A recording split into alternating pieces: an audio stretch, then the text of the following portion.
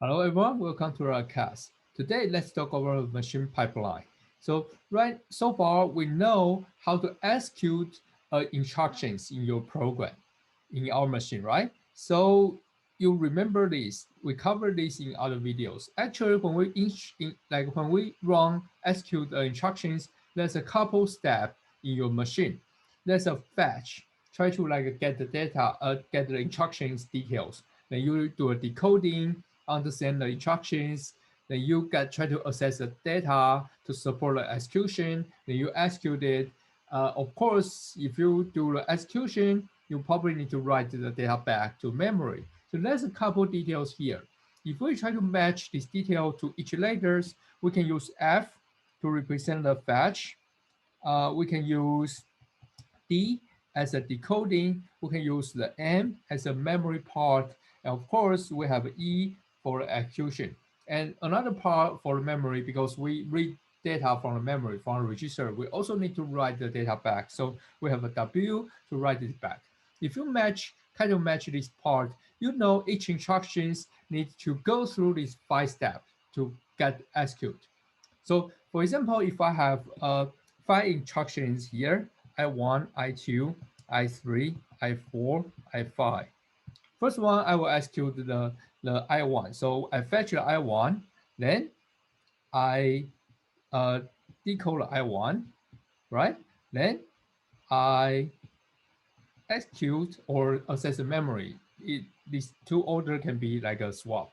Uh, Access memory or execute it. So definitely we need to go through the I1 to every single step here, then write it back. So for each these 5 steps, I need 5 steps to execute this I1. So how many steps I need to execute this I1 to I5? 25, equal 5 cycles. All right. So this is how we execute the instruction. We finish I1, then we finish I2, then we finish I3. But however, there's another way, a smarter way to make it faster. How to do it? It's called pipeline. The pipeline means when we do the previous instructions, we already do the next instructions in some stage. For example, we still have I1, I2, I3, I4, and I5, 5 different instructions. We fetch the I1 here. Then next time when we decode I1, actually we just fetch the I2. Okay, then the next step, when we execute the I1, we decode I2, we fetch the I3. Then we do some memory access of I1 and we do execute I2, decode I3, then we fetch the I4. And we try to write it back. What we get is we also have this pipeline going on. So you can see we only use 5 steps 5 step here. We already got in this step, in this status. So the sixth one, we finish I1. So the sixth one finish I1. So now it's I2, I3, I2, I3, I4, I5, right? So this is 6-1 plus 1 here. Then the seventh one, we finish the I2. So we got I3, I4, I5 here, and so on. So in the end, what we actually do, we only need 5 plus 1 plus 1 plus 1 plus 1 plus 1, 10 steps. 10 steps, we can finish every instruction here. So compared to 225 steps, 10 steps equal 2 cycles. We can execute 5 instructions here. So this is much faster than previous model, right? So why we need pipeline? Because there's so many small pieces in our machine. Why we waste their time if we don't need it? When we do the fetch, we can also do some decoding on other instructions, right? When we do the execution, when we try to run something, we can also do the memory stuff in other place, right? So we try to maximum use their performance, the each a component in your chip, in your CPU to maximum their performance. try to execute as many as instruction possible, right?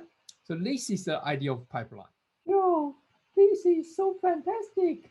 So in this case, we can run all the instructions in a pipeline and we never waste our performance, the system's performance, right? So I think this is a good idea. Does this happen all the time? We use pipeline to run all the instructions? Yes, in a common sense, we use a pipeline to run each instructions. However, it's not so magic because when you run some of the instructions, you might have some issues when running the next instructions in pipeline. Let's take a look of the details. What's the instructions you might get trouble when using pipeline to run this instruction? Okay, so this is an example. If we have an instruction K, this instruction K do some comparison, compare the A and B and get the result. Then based on the result, the next instructions will do something different. For example, if the result equal to 0, it will jump to the next step or next instructions. Otherwise, it will jump back. In this kind of simulations, you might get trouble in pipeline. Why? Let's take a look of the first instruction comparison, got the fetch, got the decode. When you do a decode, the next one use a comparison result to do something, or also got the fetch. This is fine. And when we execute the instruction K, it's still fine. We can still do a decode on the next one and we do a fetch. However, something happens here.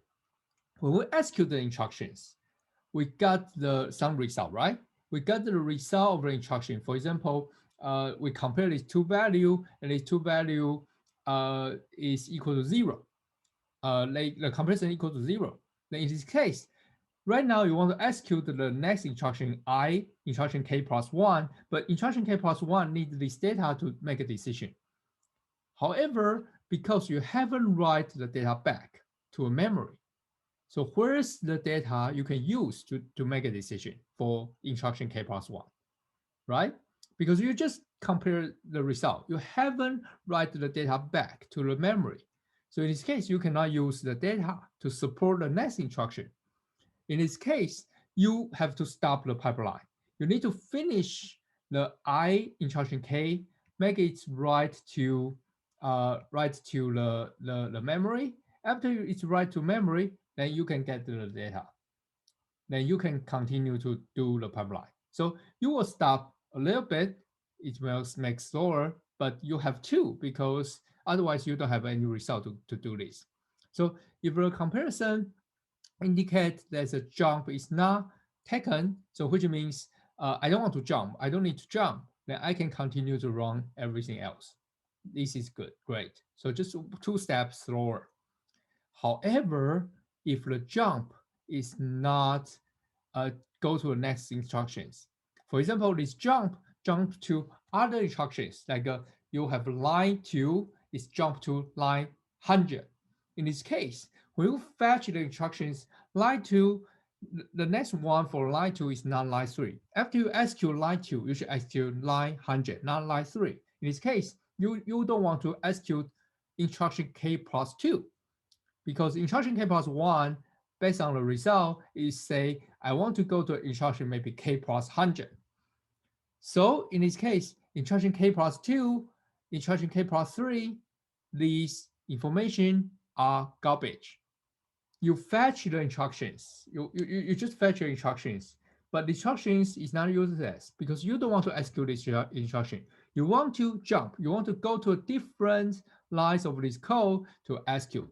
So in this case, if you have a good guess, so actually here's a prediction here. So when you fetch the data, you probably can implement some prediction. I predict after this jump, it will be the line 3 or line 100, definitely. If you predict it correctly, if it does not jump, it's just go to the next line, then it's fine. You just execute as usual, and it's really, really cool. It's really, really faster. However, if you have a bad decision, bad precision, the next 2 instructions, they are garbage because you don't execute it. You want to jump to different line. So you don't run this code anymore. Even though you already decode it, you already fetch it, they are useless. So if you have bad prediction, you will also get the trouble. So it will slow down the pipeline. It will slow down the pipeline if you don't have a good prediction. Okay, so instead you need to go to fetch the next instruction. For example, k plus 100, because this is the right instruction you want to execute after this jump, after this comparison result. So at the end, you will see something like this. You try to fetch ik plus l. In this case, maybe ik plus 100. Then you just kind of execute it as usual. And of course, if there's a jump, another jump or another comparison, it might be slower. Otherwise, it just execute like this. So in in actually in this concept, no matter you use no matter it will be slower if you have a wrong decision, wrong prediction, the pipeline still better than nothing.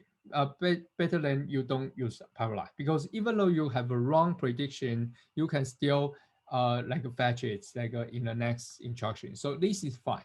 So we still use pipeline because pipeline is definitely better than nothing, better than the traditional one. However, if we look at the pipeline's performance, it might not be so fantastic as you thought, because there's some potential slow down problem. First of all, the memory access. You need to wait until the memory got updated, then you can do the execution. So it's make it slower, a little bit slower. Another part is if you have a bad prediction on the branches. For example, you have if statement, you have a bad prediction of the if statement, you think the if statement will be true, then you go to a next, you try to fetch the instruction for the true case, and it's get false. In this case, you will much slow down everything because you need to like refetch everything here. So this is about the branches prediction and how to optimize the performance of systems. The prediction can be also a good topic to discuss to like investigate when you work on your program. So here's the some like other details about the pipeline stuff. If you have a perfect prediction, you can see the pipelines like this.